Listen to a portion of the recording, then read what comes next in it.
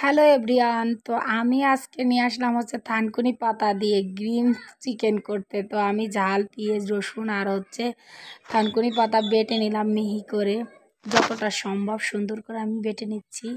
তো এটা দিয়ে আমি হচ্ছে চিকেন করব, যেটা হচ্ছে গ্রিন চিকেন। তো আপনারা দেখতে থাকেন আমার গ্রিন চিকেনটা কেমন হয়। আমি চলে আসলাম মাটির চুলে, আর অল্প কিছু চিকেন আর কয়টা আলু আর সেই আপনার থানকুনি পাতা আর হচ্ছে রসুন, জিরা আর ঝাল দিয়ে বাটা সেই মশলা পেস্ট করে নিয়ে, তো আমি চিকেনটাকে একটু তেলে ভেজে নিচ্ছি, তেলের কড়াইটা গরম করে। তারপর আমি নাড়াচাড়া করতে থাকছি আর দিয়ে দিচ্ছি সেই পেস্ট করা হচ্ছে থানকুনি পাতা হচ্ছে আর রসুন, জিরা, পেঁয়াজ, ঝাল বাটা। তো এটা দিয়ে আমি গ্রিন চিকেন করব। আজ দেখেন আমার গ্রিন চিকেনটা কেমন হয়।